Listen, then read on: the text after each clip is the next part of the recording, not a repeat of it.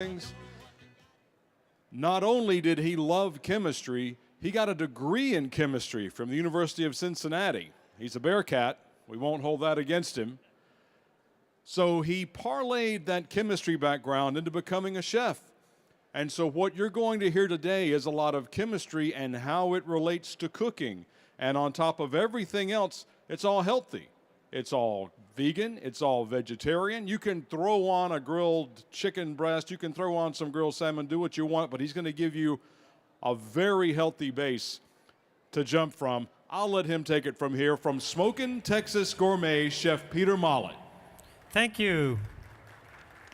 Hope everyone's having a great day today. I know the weather didn't cooperate with us yesterday, but that was yesterday. So looking forward, I think we're going to have a great weekend. Being a chemist, one of my first jobs was in the chemical industry. And I always ran several reactions in the chemical industry using vegetable oils and different things of that nature. What was really interesting is that there is one type of reaction that always gave off ethanol.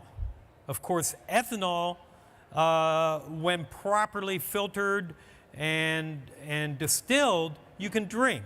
We all know that, right? Moonshine. So actually, my very first job that I had, I was a lowly chemist one, and I was running these reactions, and I made all this alcohol. Now, I'm supposed to account for all this alcohol, but I didn't. I kind of hid it, and I put it in these 5-gallon like water containers. And this reaction gave off a lot of alcohol. So I saved it. I took it later and redistilled it and charcoal filtered it and put it into these 5-gallon containers, put a little bit of sugar in there and a little bit of yeast to build the alcohol level and put cherries in it. And I made my first very batch of cherry mash at 21 at a major corporation in Cincinnati, Ohio, called Emery Industries at the time. They did a lot for Procter & Gamble, which you've all heard of. And I promptly, I served it at our Christmas party, unbeknownst to anyone. It was a punch. I spiked a punch with it. Needless to say, I was found out and almost got fired. So chemistry is a very interesting subject, but you got to be careful what you do with it. So being alcohol, I want to start off with a drink. So we're going to have some alcohol. So Red Kitchen Foods, Smokin' Texas Gourmet, we make all our own products. I develop them using my chemical background. And not long ago, we got into the beverage area, kind of by happenstance. And we call this product Vo2. It's an all-natural fruit juice. It has no chemicals, no artificial flavors or sweeteners. It's all natural. And the no artificial sweeteners is key because a lot of artificial sweeteners, people can be allergic to them, can give them headaches, things of that nature. Okay? We use agave nectar for this. And it makes it taste very good, and we spike it with hibiscus. So it's a low-cal, only 35 calories per serving of a beverage mixer that is good with vodka, tequila, and whiskey. Okay? And just like in a standard drink, the mixture is 3-to-1. Let me grab some ice.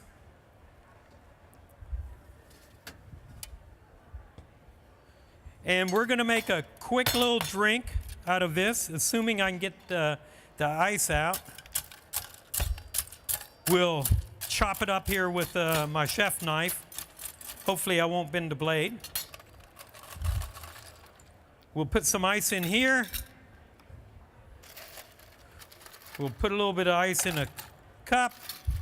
I did wash my hands before I got up here, just so you know. We always want to practice good hygiene. Okay? Happen to have a little bit of vodka. This makes great margaritas. Remember I said it was good for tequila. It also makes great vodka drinks. So we're going to pour a little vodka in there. And we're going to pour a little bit of Vo2 in here. Chef, I think I speak for everyone when I say we would request more vodka. And we're going to shake it up. Nothing like starting off with a real good drink. I'm going to pour some out. And I need someone here to volunteer who does drink alcohol and have a cheer with me. Who's going to do that? And it's Boy, hey, Sarah! So let me put a little squeeze of lime in here. Throw it in there, even though it's vodka, not tequila. Cheers to a good ZestFest. Tell me how you like that. This is Vo2. It's an all-natural juice mixture. And actually, when you go to the booth, you'll see it separate out a little bit. That's the pulp of the juices coming out. Yes, very, but it's not overly sweet. So agave syrup or nectar, not syrup. Difference between syrup and nectar, can anyone tell me? Syrup is usually reduced with sugar. So that's where a lot of sugar comes from. Okay? So we use the nectar. So all the natural sugars for that. So cheers. Now, today, even though I make a lot of different condiments and barbecue sauces and seasonings and stuff, I love Asian food. And I think the balance of Asian food is phenomenal. Has anyone heard of the term umami? Okay? Yeah, we've got some people out there. What is umami? Umami is actually the fifth taste in your mouth that you have. Believe it or not, everyone knows about the four tastes: sweet, sour, bitter, and salty, right? In the 1860s, the Japanese actually messed around with foods, and they found that it tasted very good and delicious, but they couldn't put it in one of those buckets. So they called it umami, okay? And translated, that means taste very good or delicious. Well, in the 1950s, food scientists found that actually what caused that taste was glutamates, okay? Glutamates, and I know you've heard of it, are natural substances in anchovies, the sea, like kelp powder, mushrooms, roasted tomatoes. A lot of products out there have natural umami. So I was asked to actually develop an umami sauce for a large corporation, actually Omni Hotels. It sits on every restaurant table that they have as their signature sauce. So we developed umami sauce for them. We now market it also under our Yummy sauce. No MSG. The food scientists figured out all the glutamates enhanced the flavor. So what did they do? They produced it synthetically and made MSG, monosodium glutamate, which is not good, really good for you. It can give you headaches. People are allergic to it, can increase your blood pressure and stuff like that.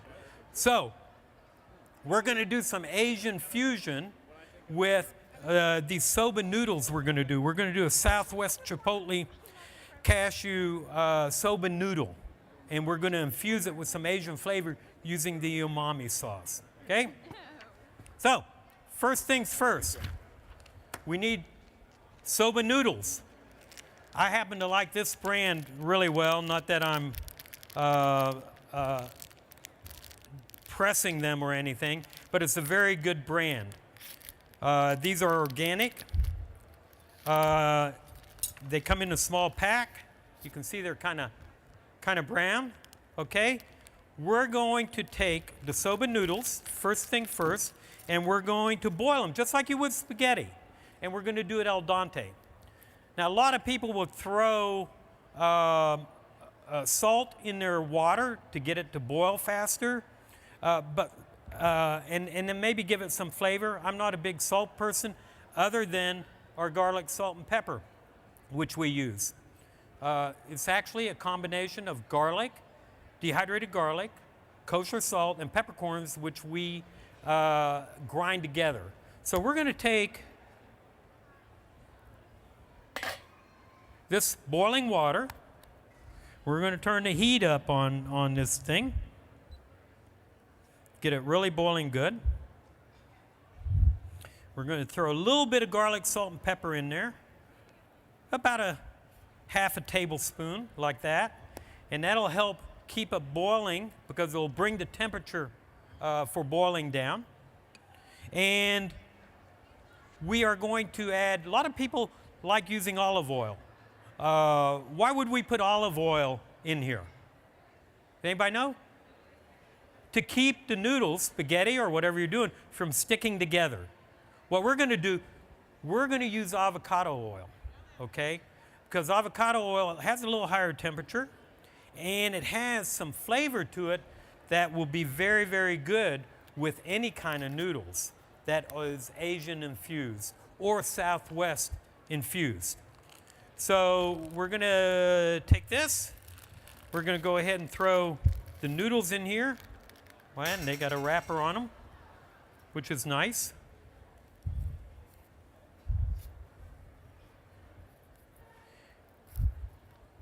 And we have about 3 packets. Do this the easy way.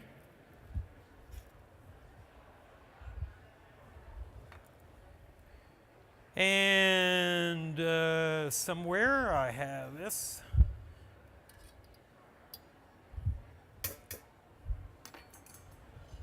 We'll take a few more of these. Chef, how long when it gets to a rolling boil until we get to the al dente? Yeah, you definitely want to cook them to al dente. The soba noodle takes a little less time than your regular spaghetti. About 5 minutes, and they'll be al dente once it gets to a rolling boil. And that's a very good point. The reason you want them al dente is because they are actually going to soften when you cook them in the pan with the other ingredients. Other ingredients in here will be some garlic, butter, love butter. I'm German, so everything I do has butter in it. Saturday, I'm going to be doing a demo with a friend of mine who's a chef, Chef Sebastian from the Omni Hotel in Fort Worth, and he is French. French don't know how to cook unless it's got butter in it. I'll tell him that, and he'll probably get mad at me for saying that. But there's actually new studies that have been done that says butter's not quite as bad for you as what they said it was. Okay, should have had these prepared beforehand, but we'll just throw them in there. We got time. It's a nice noodle. It's short. It's not as long as spaghetti, where you have to maybe break it in half at home because you don't have a big pot or anything. So it works really well. So, my last packet. We'll throw this away.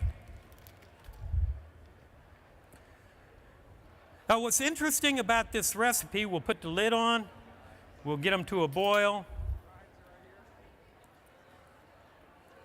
I haven't put my oil in it yet, though, have I? So we're going to use a little avocado oil.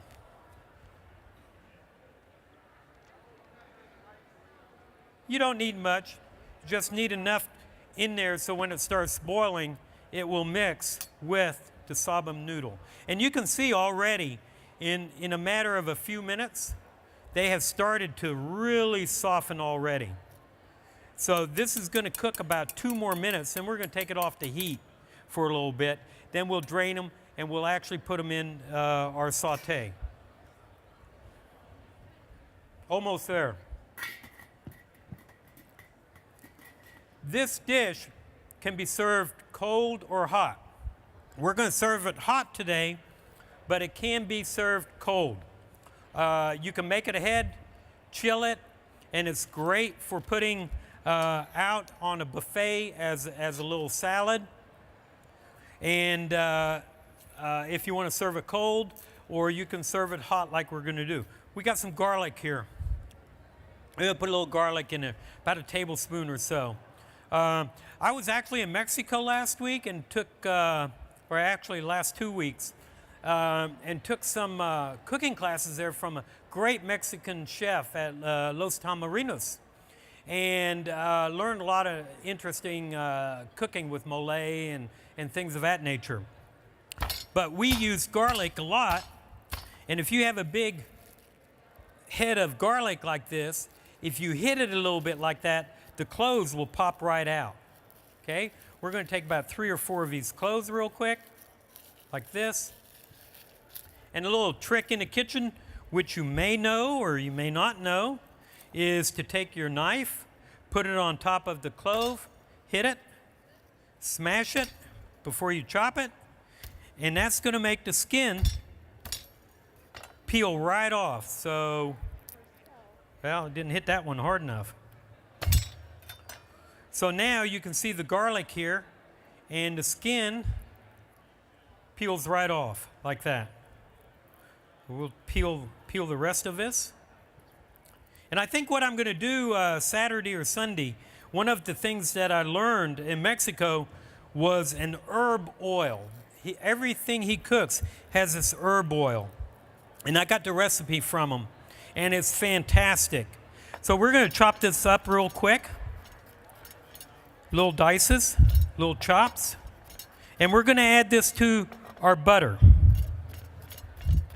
And I do have a copy of the recipe up here. So we'll add this garlic. I think before we do anything else, so we need to add the rest of our butter. As such. And we'll turn the heat on. Folks, as we go through this Low. demonstration, if you have a question for Chef Peter Mollett, just raise your hand. We'll bring you the mic. We'll Phil Donahue our way over there, and you can ask anything you want of our celebrity chefs all weekend long. And being interactive is very good. So don't feel like you can't interrupt me, okay? Very important. Or you might forget the question. So we're going to take this chopped garlic, throw it in here. What happens chemically to garlic if it overheats? Does anybody know? Yeah, you're right. It gets very bitter. It actually oxidizes, okay, and gets very, very bitter. Now, roasted garlic sometimes is good depending on what you're cooking, but in this particular case, what we want to do is we want to just get this garlic to sweat and develop a garlic butter with this. I think the soba noodles are probably done. So we're going to cut the heat off here. I don't have a wall to throw it on to see if it sticks. So I'll just wrap it around my finger. Yeah, there you go. Taste it. Outstanding. El dente. And this is very important. Now, a lot of people will rinse their pasta or their noodles.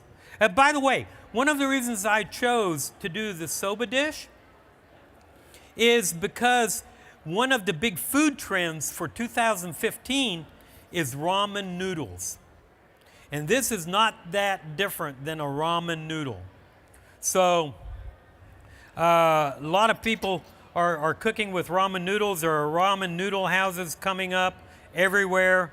And it's really interesting because in college I was kind of poor and I lived off ramen noodles. In the little cup that we got, and we poured boiling hot water in it and ate it. So that was a lot of times my meal. So we're going to take these, let them go. Our butter is melting. I'm not sure why this isn't on heating up. So let's try this.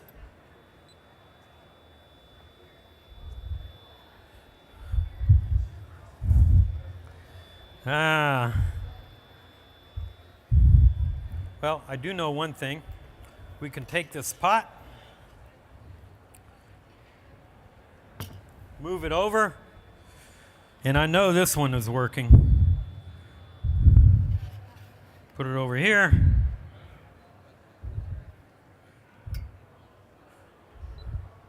And that's a good example, Chef, I think, of electric stovetop versus a gas stovetop. Certainly gas is preferable, I think, so you can regulate the heat much more, and plus just see that it's on. That's exactly right. Not only that, but gas, you can get quicker heat. This is actually induction heating. So you need special pans for it. It works pretty good up here, but if you're not, actually what it is, it's chef error. If you're not familiar with what you're working with, it can sometimes be difficult. So, but we got it cranked up now. This is good. You can see the butter melting there. Clean up a little bit here.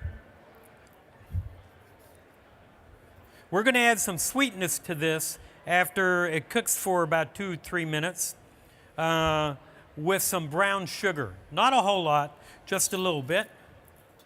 I've got brown sugar here. Now, this recipe calls for sesame seeds. I like to toast my sesame seeds. And the reason is because it brings out the essential oils, okay? Now, one of the things we're going to do, though, is we're going to put a tiny bit, just enough to wet the sesame seeds, a little bit, of the avocado oil in it. It's a high temperature oil. So we're going to do that. We're going to bring this up to high heat. And then we're going to take our sesame seeds and dump them in there. And they'll be roasted. And that will add a lot of flavor to this dish. Okay? Chef, you've mentioned avocado oil. Is that something that's readily available in supermarkets, or is that a specialty shop or central market item? It's readily available at most of your specialty big box stores. Central Market, Whole Foods, the new Fresh Start in South Lake has it. You can get it about anywhere. There are a lot of different kinds of oils too. Vegetable oils. I don't use nut oils very much, although I love almond oil. Walnut oil, cooking with walnut oil is one of my favorites. The problem is, excuse me, you never know who might be allergic to nuts, particularly tree nuts. So I've got a grandson who is allergic to nuts, tree nuts. So I have to be very careful, for instance, when I cook with him, or cook for him, because he can't have it. He'll have to go to the doctor or have an EpiPen. So we got this nice and hot. Chef, Costco also, one of our audience members said Costco carries. Oh yeah, Costco oil. Does have it. So we're going to heat these sesame seeds up a little bit. We're going to roast them.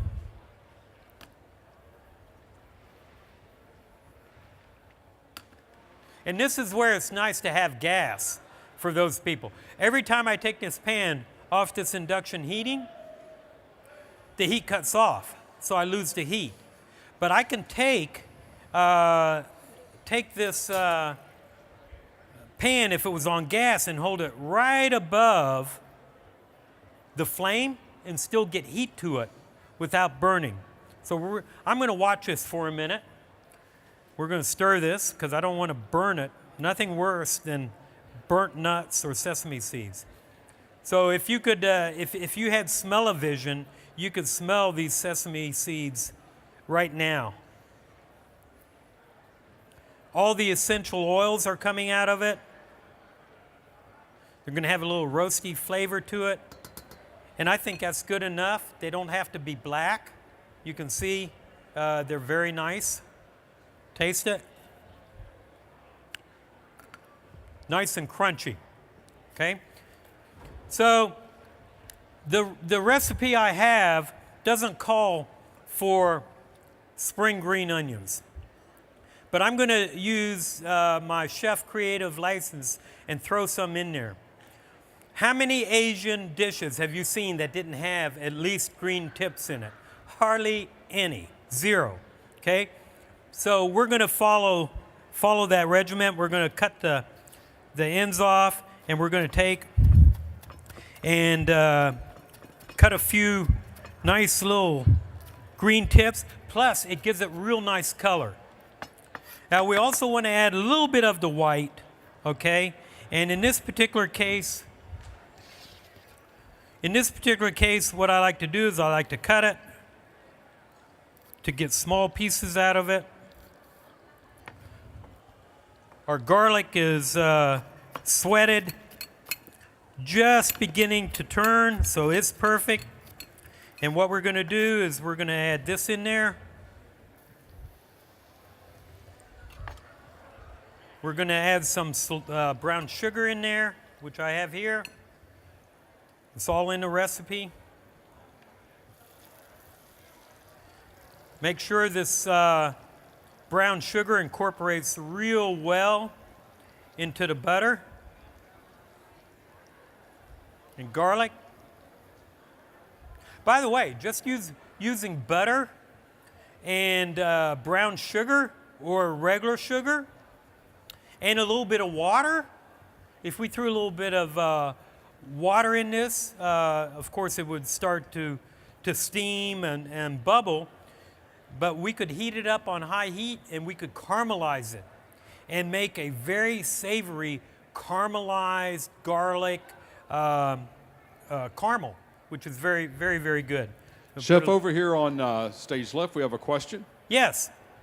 How do you simmer on a gas stove?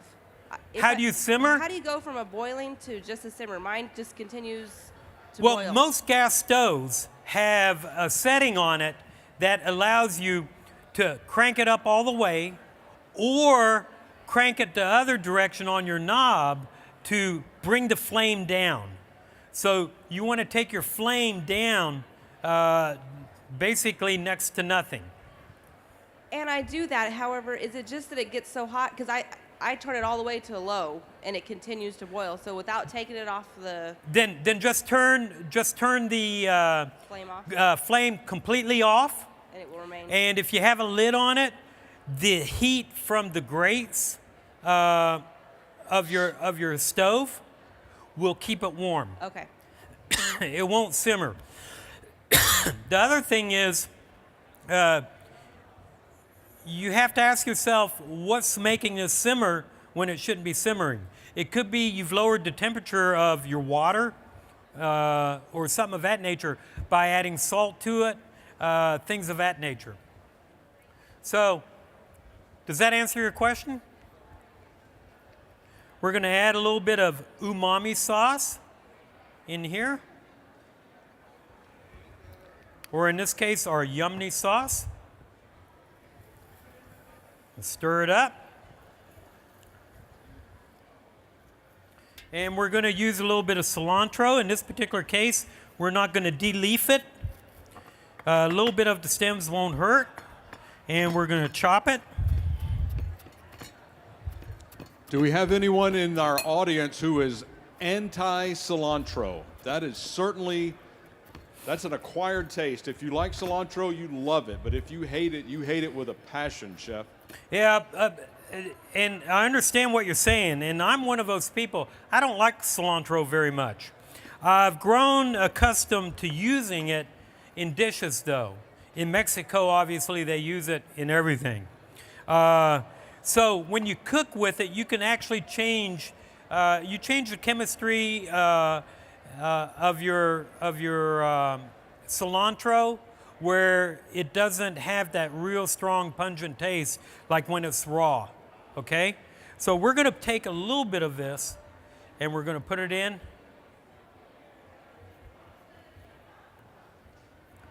And then we're going to take some chipotle pepper sauce.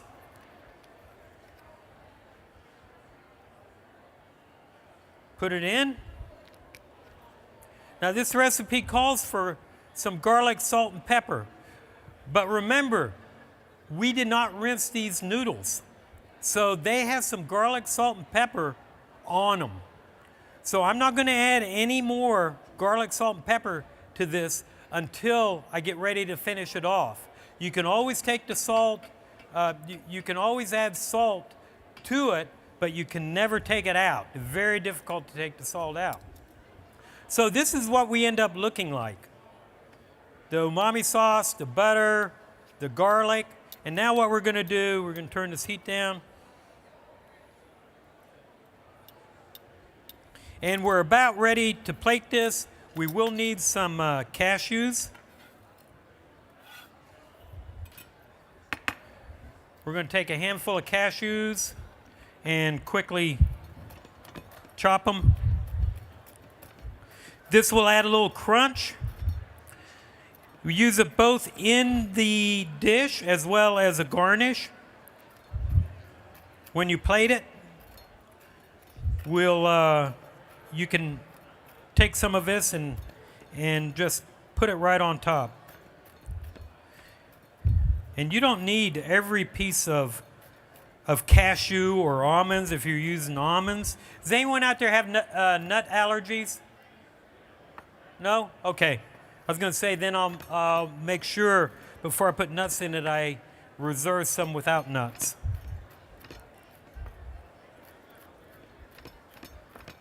Okay. We're rapidly moving toward our sampling station here, Chef. It's Okay. smelling fantastic. So now we're going to take some of these noodles, actually just a little bit to soften them a little bit. Now we're going to take some of our noodles, put them in here. If these have been sitting out for a while and they've kind of stuck together, then what you can do is just run some hot water over the noodles, and that will loosen them.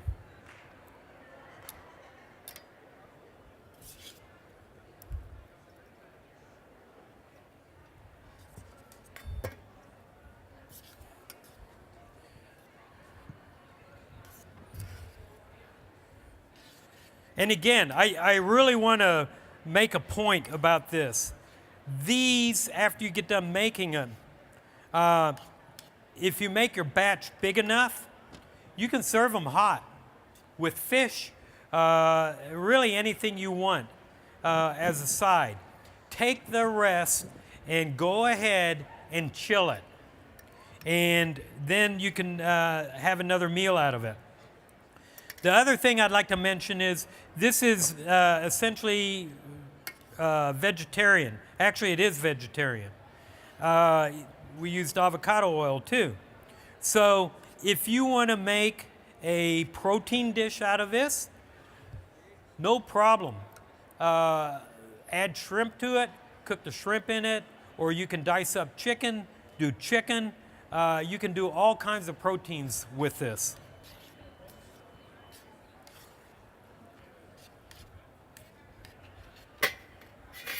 Oh, we got a lot of noodles here. Hope you're hungry.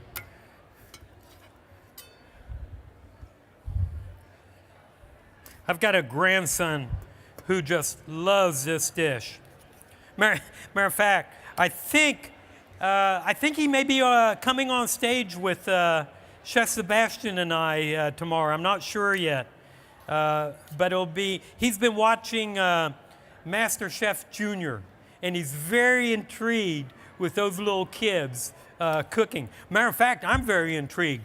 I wish I could cook like some of those kids can. So you can see now that we're really sopping up all of that sauce that we made. Can you see that? I'm going to taste it. It's got the good sweetness. Got a tiny bit of heat from the chipotle. And you can put as much heat into this as you want. I'm going to do a little bit more here.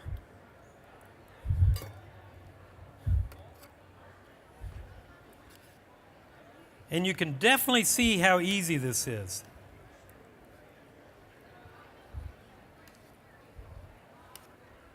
If you don't want to put protein in here, but you want a protein on the side, do some grilled shrimp, and set them on a skewer or something on the side of the plate with the noodles in the middle. It's outstanding. So, what we're going to do, I'll just show you. Let me dump this. We're going to take some of these noodles.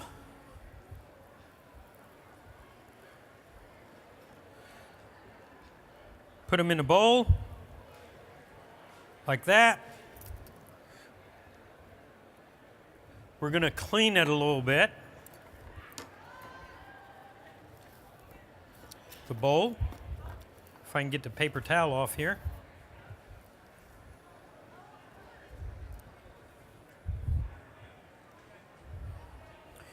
We're going to take a little bit of nuts, sprinkle over it. Going to take a little bit of cilantro, sprinkle over it. I don't know if I have a fork up here or not. And a little bit of toasted sesame. Do I have a fork? Can I get a fork? Are there any here? Okay, I need a taster. Who's going to taste? This is what it looks like. Come on up, sir. You had your hand up first. Let's go. Who had their hand up first? This young fellow right here in the middle. Come on up.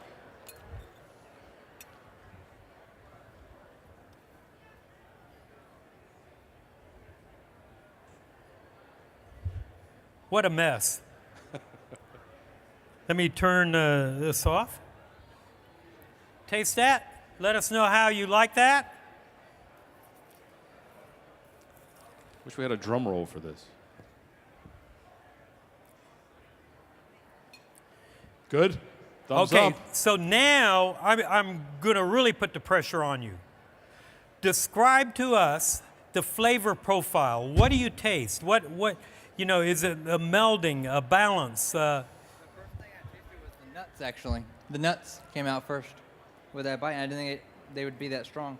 But, yeah. Do you really taste good. the sesame, roasted sesames? A little bit. There's a lot of noodles. The noodles are actually really good. I didn't know if I liked them based on the color, but they're good. Oh, based on color. Now, see, that's something very interesting. A lot of people have perception that if it's not white, it's not good. It's actually the opposite. Soba is a whole grain. It's very, very healthy for you compared to a processed spaghetti. Okay? Wheat. This is Eric, chef, your taste victim, your test Perfect. dummy today. Thank you, Eric. Thank you. You can finish that. Okay. Oh, Go yeah. right ahead, I can't please. give it to anybody else. You've eaten off of it. Let's hear it for Eric. Nobody eats like Eric. So, anybody have any questions? Are you just ready to eat? Lots of head knob. There we go. Yes, ma'am. I noticed that you said shrimp and chicken and such to go with it. To keep it completely vegetarian, would tofu do? Oh, absolutely. As a matter of fact, there's a restaurant near where I live in Watauga. I live in Keller. That I specifically go to for fried tofu. It is outstanding, and I don't like tofu.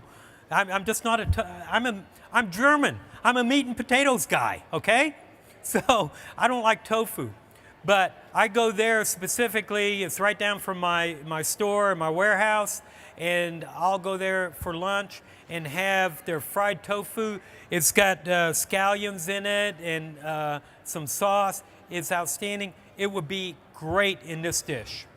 So, we keep a kosher home. Also, we don't, but my daughter does. So we have to be very careful with that.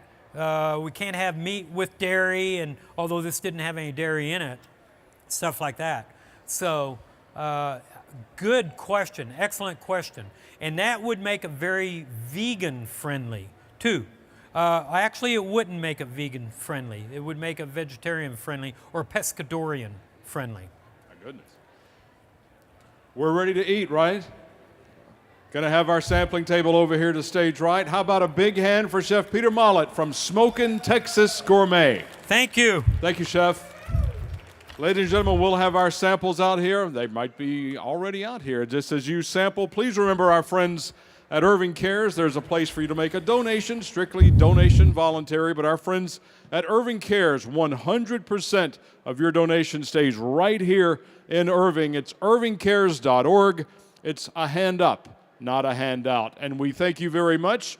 Don't wander off too far. Coming up at 3 o'clock today, making her ZestFest Celebrity Chef Stage debut, Chef Sarah Penrod is going to be here at the Celebrity Chef Stage. That's coming up at 3 o'clock today right here at ZestFest.